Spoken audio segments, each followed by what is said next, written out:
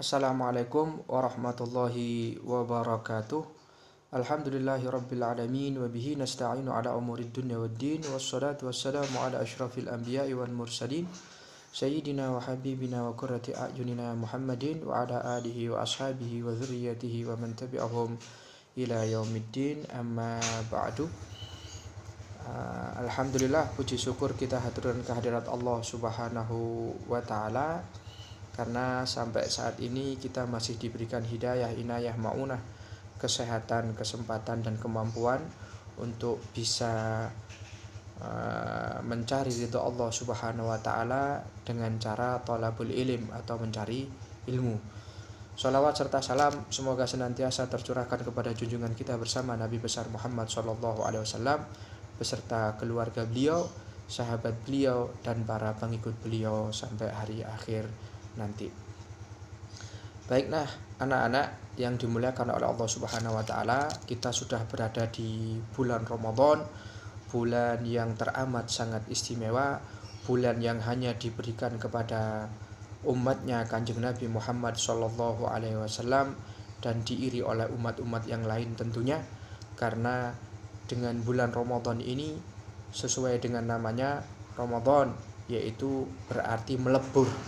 Dengan puasa Ramadan di bulan Ramadan ini diharapkan kita berpuasa Ramadan, diharapkan kita menghidupkan hari-hari dan malamnya Ramadan dengan ibadah-ibadah dan ibadah, dosa-dosa kita bisa dilebur oleh Allah Subhanahu wa taala. Amin. Baiklah anak-anak, seperti yang kita ketahui bersama bahwasanya bulan Ramadan itu identik dengan as-shaum atau puasa.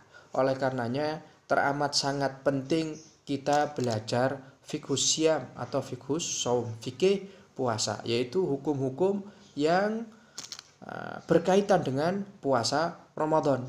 Jangan sampai kita sudah nggak makan, kita sudah nggak minum, ternyata kita ada yang salah dalam hal syarat sahnya mungkin, rukunnya mungkin, hal-hal yang membatalkannya mungkin kita salah, sehingga percuma muspro kita tidak mendapatkan pahala puasa. Padahal pahala puasa ini anak-anak teramat sangat besar sekali. Allah Subhanahu wa taala berfirman dalam hadits qudsinya, kullu amali bani Adam lahu. Setiap amal atau setiap ibadah anak Adam atau manusia itu untuknya. Dilipat gandakan yang namanya pahala itu 10 sampai 700 kali lipat. Illa as-shauma, kecuali puasa, fa innahu li, katanya Allah Subhanahu wa taala, kecuali puasa. Puasa itu hanya untukku, katanya Allah Subhanahu wa taala. Maksudnya apa? Karena puasa ini adalah puasa sir yang orang lain tidak tahu kita sedang puasa atau tidak. Kalau sholat kita bisa tunjukkan kepada orang lain, sedekah kita bisa tunjukkan kepada orang lain, haji kita bisa tunjukkan kepada orang lain. Tapi kalau puasa, tidak ada yang tahu. Di depan orang kita bilang puasa, di belakang mereka, di belakang orang kita minum atau makan, tidak ada yang tahu. Oleh karenanya Allah Subhanahu wa taala mengatakan illa shauma, kecuali puasa, fa innahu li, kecuali puasa karena sesungguhnya puasa itu untukku, hanya untukku semata, katanya Allah Subhanahu wa taala. Fa ana ajzibi, maka aku sendiri yang nanti akan memberikan pahalanya hingga tidak terhingga. Oleh karenanya sekali lagi penting kita belajar hukum yang terkait dengan puasa. Baiklah anak-anak, as-shaum atau puasa secara bahasa itu berarti al-imsak, yaitu menahan diri. Secara istilah adalah menahan diri dari makan dan minum dan menahan diri dari segala hal yang membatalkan puasa mulai terbit fajar sampai terbenam matahari dengan niat dan syarat serta rukun tertentu. Itu puasa. Puasa Ramadan itu awal diperintahkannya puasa Ramadan bagi umat Islam adalah pada tahun 2 Hijriah. Setelah Nabi Muhammad SAW hijrah ke Madinah 2 tahun, baru turun ayat diwajibkan berpuasa Ramadan. Ya ayyuhalladzina amanu kutiba alaikumusyamu kama kutiba alal ladzina min qablikum la'allakum tattaqun. Wahai orang-orang yang beriman, Diwajibkan atas kalian berpuasa sebagaimana diwajibkannya berpuasa untuk umat-umat terdahulu agar kalian bertakwa. Ini turunnya ayat pada tahun kedua Hijriah sebagai pondasi awal diwajibkannya kita berpuasa Ramadan. Kemudian anak-anak, untuk mengetahui kapan datangnya bulan Ramadan itu ada paling tidak dua cara. Dua cara yang dilakukan. Yang pertama adalah ru'yatul hilal, dengan melihat bulan, sebagaimana sabda Kanjeng Nabi Muhammad SAW, sumu li ru'yatihi wa aftiru li ru'yatihi. Berpuasalah kalian karena melihat bulan, wa aftiru li ru'yatihi, dan berbukalah atau berlebaranlah kalian nanti awal Syawal, kita lebaran hari raya karena melihat bulan. Maksudnya apa? Ada tim-tim khusus ini anak-anak. Ada tim khusus kalau di negara kita itu. Jadi tiap provinsi itu diwakili beberapa kota, tidak hanya satu kota. Seperti Jawa Timur kemarin itu di Blitar ada, Lamongan ada. Nah, kemudian di Madura aja ada beberapa kota. Kemarin ada Bangkalan, ada Sumeneb, ada Pamekasan. Ini 3 kota paling tidak. Nah, jadi ini nanti ada tim khusus yang akan melihat bulan, yang mana mereka pun juga ada ilmunya, menghitung, kalau tahun ini bulan itu bisa dilihat di ketinggian berapa, di mana, di sini misalnya dengan alat yang tertentu, yang alatnya sekarang canggih. Kalau zamannya Kanjeng Nabi dahulu enggak, pokoknya ada orang yang bersaksi walaupun dia fasik sudah melihat bulan baru, maka Kanjeng Nabi mengatakan ya sudah besok Ramadan, asalkan sudah ada yang melihat bulan. Kalau sekarang enggak bisa sembarangan. Kenapa kalau Kanjeng Nabi bisa seperti itu? Iya, karena zaman dahulu terbatas, enggak ada secanggih sekarang, dan juga di gurun pasir bisa langsung melihat. Kalau kita di kota kate ndelok apa? Yang tampak yang ndelok bangunan. Nah, ini di daerah tertentu yang bisa melihat ufuk. Ufuk itu apa? Seakan-akan ufuk itu, garis ufuk itu adalah garis pertemuan antara langit dan bumi. Ini bisa dilihat kalau misalnya di atas gunung kita melihat atau di gurun pasir ya, di dataran tinggi di gurun pasir itu akan ada perpaduan antara langit dan bumi, ada garis. Kalau kita di pesisir pantai, sejauh mata memandang itu nanti akan ada seolah-olah langit dan laut itu ketemu. Nah, itu garis ufuk, dan itu ada ilmunya. Sing dikeker atau dilihat itu di situ. Nah, kalau sudah di atas 2 derajat atau 2 derajat minimal di atas ufuk bulan baru, maka itu besoknya Ramadan. Kenapa kok harus ru'yah? Iya, karena perlu diketahui kalau di bulan-bulan Masehi seperti Januari, Februari, April, Maret dan seterusnya, Maret, April dan seterusnya itu jelas, ya, jelas. Nah, peredaran matahari itu jelas. Jadi kalau April itu misalnya berapa? 30 hari. Kalau Maret 31, kalau Februari 28, itu pasti. Sementara di bulan-bulan Hijriah tidak. Makanya penting untuk melihat bulan, Kalau di bulan-bulan Hijriah atau bulan Qamariyah, Muharram, Safar, Rabiul Awal, Rabiul Tsani dan seterusnya sampai Dzulhijjah 12 bulan itu maksimalnya hanya 30 hari. Ada kalanya 29, ada kalanya 30 hari. Dan melihat bulan apakah besok bulan Ramadan, sudah masuk bulan Ramadan, itu dilakukan ru'yatul hilalnya pada tanggal 29 Sya'ban. 29 Sya'ban. Nah, jadi karena bisa jadi Sya'ban hanya berumur 29 hari. Nah, kalau 29 Sya'ban yaitu maghrib terbenamnya matahari itu tim ru'yah melihat bulan baru 2 derajat di atas ufuk, maka ditentukan besoknya masuk bulan Ramadan. Tapi kalau seandainya bulan tidak tampak dikarenakan mendung, ini ada cara yang kedua, yaitu dengan cara istikmalu Sya'ban, menyempurnakan bulan Sya'ban 30 yauman. 30 hari. Menyempurnakan bulan Sya'ban 30 hari ini kalau mendung dan atau hilal atau bulan tidak bisa kelihatan. Kemudian cara yang selanjutnya yaitu dengan cara hisab, yaitu menghitung. Dan ini tidak gampang menghitungnya. Ini khusus untuk orang-orang yang punya ilmunya, ilmu astronomi dan menghitung peredaran bulan. Seperti kalau kita punya jadwal sholat abadi, kalau bulan ini maghribnya jam sekian, kalau bulan ini maghribnya jam sekian, itu kan selalu tidak sama. Dan kadang-kadang kita itu rada mikir, waduh, kalau ben poso maghribnya agak malam ya, biasanya 5:30 ini jam 6. Tapi enggak lah, alhamdulillah sekarang untuk tahun ini maghribnya di awal ya. Tapi jangan mengawali gurung adzan moro buka, enggak boleh. Nah, ini yang ketiga yaitu dengan cara hisab, yaitu menghitung. Dan ini hanya orang-orang tertentu dan yang punya kompetensi untuk melakukan menghitung peredaran bulan. Kalau tahun ini dipastikan bulan Sya'ban itu hanya 29 hari. Ini ada caranya. Nah, makanya mohon maaf misalnya ada ormas tertentu itu yang jauh-jauh hari sudah menentukan Ramadan tahun ini tanggal 13 April. Yakin dia. Kenapa? Karena sudah ada hitungannya. Ada pondok-pondok tertentu yang memang sudah sangat ahli menghitung, punya ilmu hisab. Ini biasanya juga sudah menentukan tahun ini Ramadannya, awal Ramadan masuk tanggal 13 April misalnya seperti itu. Jadi paling tidak ada dua cara, yaitu ru'yatul hilal, melihat bulan, dan ini yang paling sering dipakai di Indonesia. Nah, paling banyak dilakukan di Indonesia karena apa?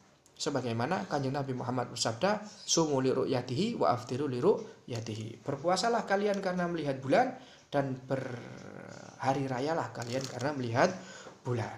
Ini. Kemudian yang jika bulan tidak tampak karena mendung, maka sempurnakanlah bulan Sya'ban 30 hari. 31 hari apakah ada? Tidak ada. Kalau sudah Sya'ban 30 hari dipastikan besoknya Ramadan. Kemudian cara yang kedua adalah dengan cara hisab, yaitu menghitung. Yang khusus ini punya hitungan-hitungan orang-orang yang sudah ahli astronomi atau menghitung bilangan-bilangan bulan dengan ilmu-ilmu yang sudah mereka kuasai. Dan kalau kita bagaimana? Kita gampang, tidak usah bingung. Kita itu punya pemerintah.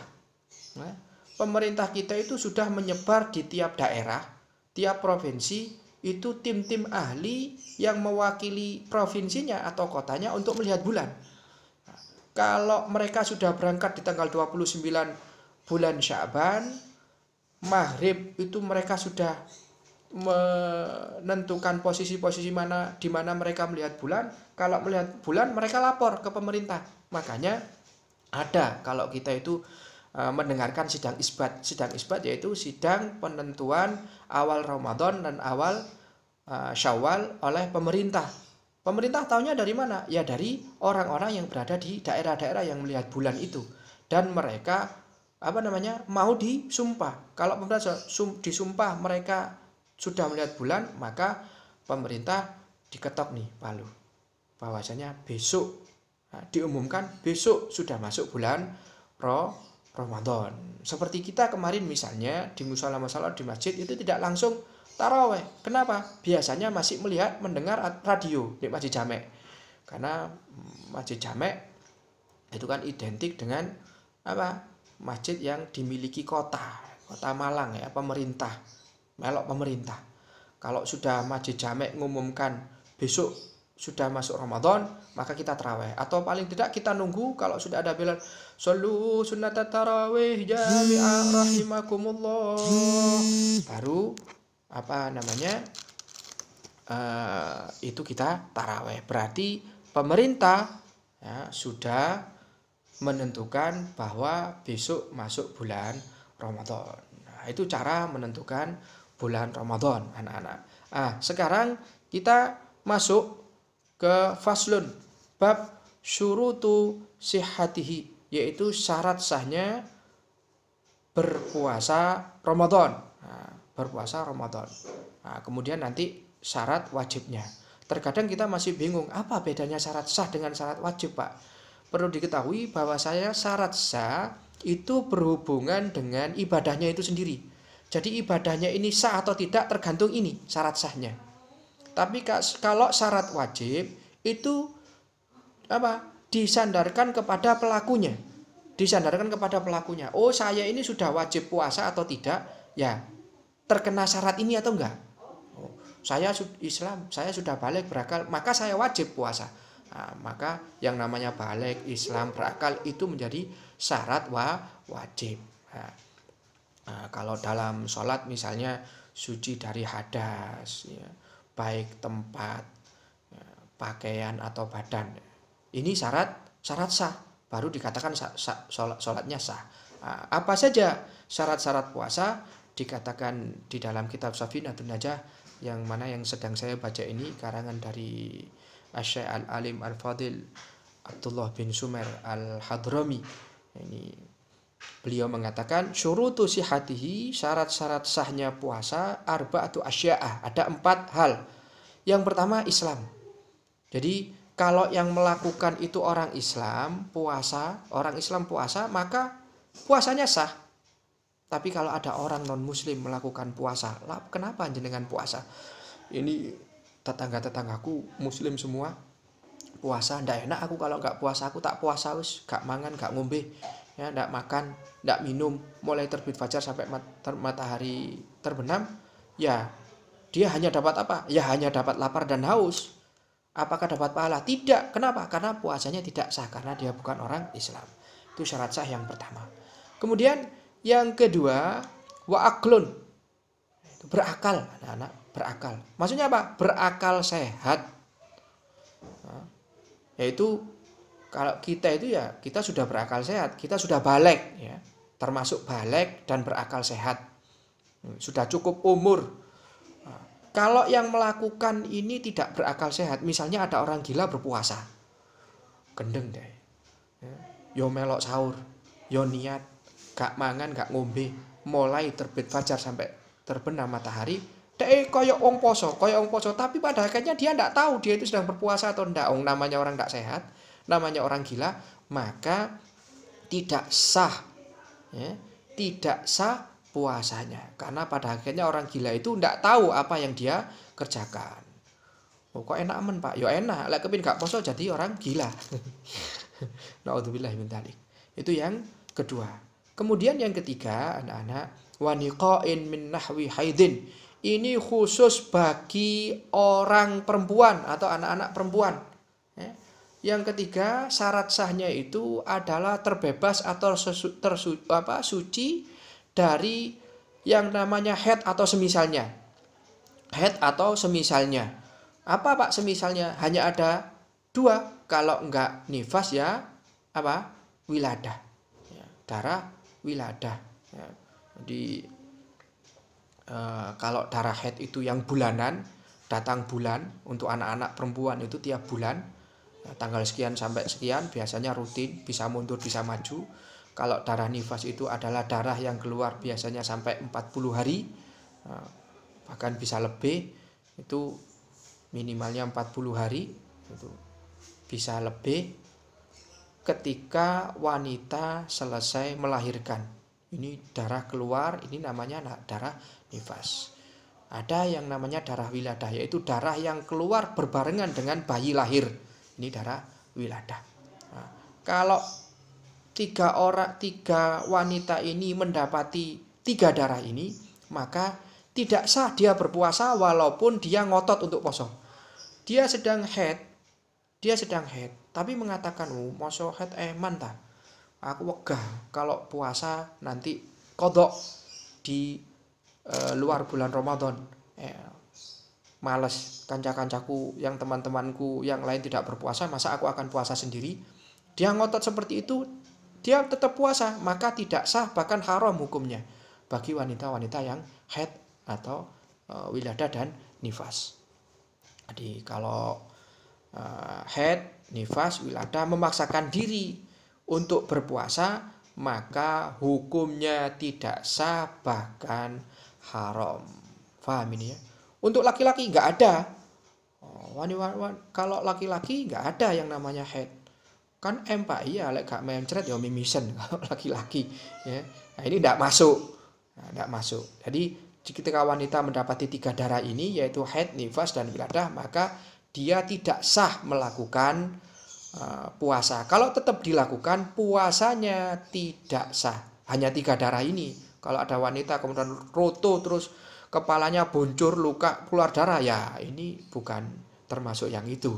Jadi yang ketiga syarat sahnya adalah niqa'un min nahwi haidin, tersuci atau terbebas dari haid atau semisalnya, yaitu nifas dan wiladah. Kemudian syarat sah yang keempat anak-anak itu adalah wa ilmun bikaunil waqti qabilan lis-shaumi. Dia mengetahui ilmunya atau dia mengetahui kapan waktunya diperbolehkan puasa Ramadan. Maksudnya apa? Dia harus tahu sekarang ini sudah masuk Ramadan. Belum waktunya Ramadan, misalnya tanggal 13 April berbarengan dengan tanggal 13 April, itu tanggal 10 dia sudah niat puasa Ramadan, maka puasanya tidak sah. Saya niat puasa Ramadan. Kenapa kok mendahului? Iya, karena tanggal 13 saya nanti repot. Tanggal 13 tak puasa dulu. Makanya tak ganti sekarang. Tidak, boleh. Ramadan ini saya repot. Jadi saya bulan sekarang aja saya. Nah, bulan Sya'ban dia niati puasa Ramadan. Nanti biar Ramadan tidak puasa, maka tidak sah puasanya, bahkan haram. Karena belum masuk bulan Ramadan. Jadi syarat sahnya puasa Ramadan dia itu yang mengetahui ilmunya, kapan waktu diperbolehkannya puasa Ramadan. Kalau tidak seperti itu, tidak boleh juga dibalik. Maksudnya dibalik begini, yang harusnya puasa Ramadan itu dilakukan mulai terbit fajar. Sudah benar dia, mulainya tanggal 13 April, pas masuk tanggal 1 Ramadan. Ya. Yang seharusnya dilakukan terbit fajar hingga terbenam matahari, ini dibalik. Puasanya dibuat malam. Aku tak start setelah Isya. Ya, sampai nanti subuh tak poso. Engko mari subuh gak poso aku makan. Nah ini tidak boleh, tidak sah. Jadi itu syarat sahnya puasa Ramadan. Yang pertama Islam, berakal sehat, suci dari haid dan semisalnya, kemudian mengetahui ilmunya, waktunya, mengetahui ilmunya tentang waktu kapan puasa Ramadan itu. Itu syarat sahnya. Kemudian kita lanjutkan anak-anak, faslun, bab atau fasal, syurutu wujubihi khamsatun. Syarat-syarat wajibnya puasa Ramadan itu ada 5. Ada 5. Syurutu wujubihi khamsatu asya'a, ada 5 perkara. Jadi sekali lagi, kalau syarat wajib disandarkan kepada pelakunya. Saya ini sudah wajib atau tidak berpuasa Ramadan? Oh, wajib. Kenapa? Karena ada 5 hal ini yang ada di saya, misalnya. Yaitu apa saja? Yang pertama, Islam. Oh, saya Islam, maka saya wajib berpuasa. Nah, kemudian itu yang pertama adalah syarat wajibnya Islam. Kemudian taklif. Taklif itu apa? Kita biasa mengatakan mukallaf. Mukallaf atau taklif itu sudah dibebani hukum. Ya, sudah dibebani hukum. Yaitu apa? Siapa saja yang sudah dibebani hukum itu? Yaitu orang yang sudah balik, kemudian berakal sehat, kemudian mumayyiz. Ya. Mumayyiz itu apa? Sudah bisa membedakan mana yang baik dan benar. Ini kalau anak kecil, ini belum mumayyiz dia. Dia belum diwajibkan. Dia bukan termasuk orang yang mukallaf. Dia belum ditaklif, belum dibebani untuk melakukan kefarduan atau syariat hukum Islam atau ibadah-ibadah yang lainnya. Kemudian dia belum balik. Nah, untuk laki-laki belum keluar mani misalnya, belum berusia 15. Tapi kalau sudah belum berusia 15 tahun tapi sudah pernah mimpi basah atau keluar mani, maka dia sudah dibebani hukum termasuk puasa. Jadi yang kedua adalah taklif, yaitu orang yang sudah dibebani hukum syariat atau dibebani kefarduan dalam Islam, misalnya sholat, puasa, ini dia sudah terbebani atau sudah wajib melakukannya. Kemudian yang ketiga, syarat wajibnya bagi orang yang berpuasa adalah itokoh. Itokoh itu apa? Mampu, anak-anak, mampu. Yang tahu mampu dan tidaknya itu siapa? Ya kita sendiri. Bukan berarti yang dimaksud ini, saya kok gak mampu, hari ini saya tidak mampu untuk tidak berpuasa, saya tidak berpuasa sih, bukan itu. Pagi-pagi 8:30 wis kruyuk, aduh ini tidak kuat, saya tak makan aja, berarti saya tidak mampu. Karena apa? Kalau nggak mampu berarti saya tidak dikenai kewajiban untuk berpuasa. Tidak boleh. Orang yang melakukan ini adalah haram. Yang dimaksud mampu ini kita tahu, misalnya orang yang teramat sangat tua renta, ya, ini tidak mampu untuk berpuasa. Contoh yang lain, orang yang sakitnya diperkirakan tidak mungkin sembuh. Sakitnya teramat sangat parah, tidak memungkinkan untuk sembuh. Ini tidak dibebani untuk berpuasa. Kenapa? Karena dia tidak itokoh, karena dia tidak mampu untuk melakukan puasa. Wong sakitnya sangat parah, bahkan diprediksi tidak mungkin sembuh. Nah ini bukan itokoh, dia tidak dibebani atau tidak diwajibkan berpuasa. Sementara kita ya wajib hukumnya, tidak ada alasan, kecuali kalau itu tadi sakit mungkin ya. Kecuali kalau sakit dan nanti selanjutnya yaitu iqamah, tidak sedang berpergian. Kalau kita tidak bisa dan tidak boleh, haram hukumnya menjadikan diri kita itu tidak mampu dengan versi kita sendiri. 8:30 wis kruyuk-kruyuk luwe ya wis. Tak enak, tak makan aja karena saya tidak mampu. Tidak boleh, haram hukumnya. Ya. Yang kategori tidak mampu itu yaitu tadi, dikarenakan orang tua renta, dikarenakan orang yang sakit, yang diprediksi sakitnya parah, kalau dia berpuasa penyakitnya tambah parah. Ini boleh, karena dia tidak itokoh, dia tidak mampu. Bahkan untuk orang pekerja berat pun, anak-anak perlu diketahui, Pak, katanya pekerja berat tidak diwajibkan puasa. Iya, tapi dia harus seakan-akan melakukan puasa dulu, nak. Seperti misalnya kuli batu, hari itu dia harus mengangkat berat nang truk, saya tidak mampu. Ini tidak boleh, sejak awal sudah mengatakan tidak mampu. Dia harus niat berpuasa pagi harinya, tetap puasa, tetap bekerja di tengah jalan. Kalau dia sudah betul-betul nggak sanggup, baru dia mokel atau tidak berpuasa, boleh. Itu setelah mokel pun dia tidak lantas boleh makan seenaknya. Jadi hanya itu. Kalau kita tidak ada alasan untuk mengatakan tidak mampu dengan versi kita. Itu syarat wajib yang ketiga. Orang diwajibkan berpuasa jika mampu melakukannya. Dan kita ini termasuk orang yang mampu. Kemudian yang keempat, wasihatun. Sehat, tidak sakit. Yang mana seperti saya katakan tadi, sakitnya ini yang tahu itu dokter. Biasanya dokter yang mengatakan, oh ini jangan berpuasa ya, karena kalau berpuasa sakit jenengan tambah parah. Ini kita boleh tidak berpuasa. Jadi kondisinya sakit. Tapi lek atase sakit, kenapa kok nggak puasa? Sakit apa? Ini loh, cantengen. Oh, cantengen ae gak poso. Ini tidak boleh. Ini yang keempat. Kemudian yang kelima itu wajib bagi orang yang iqamah, yaitu dia berdiam diri atau tidak sedang bepergian. Bepergiannya pun ini ada syaratnya, anak-anak. Tidak lantas bepergian ke satu tempat kemudian kita diperbolehkan untuk tidak berpuasa, tidak. Yang dimaksud adalah dikatakan di sini fayubahu tarkus shaumi li safarin tawilin biniyatit tarakhusi. Ya. Diperbolehkan meninggalkan puasa Ramadan dikarenakan safar yang panjang.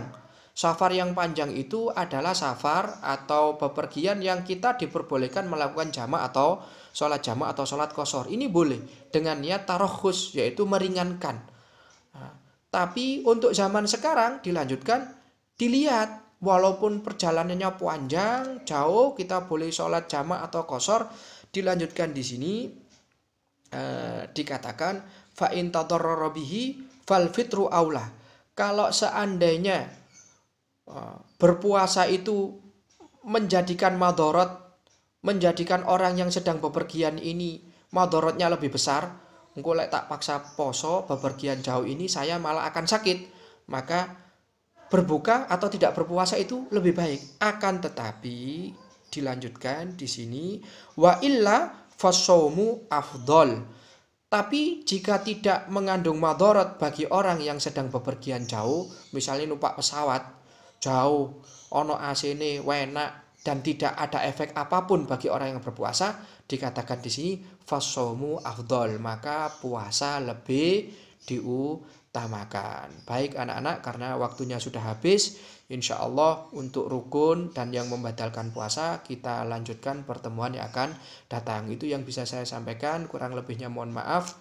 Wallahu a'lam bishawab. Assalamualaikum warahmatullahi wabarakatuh.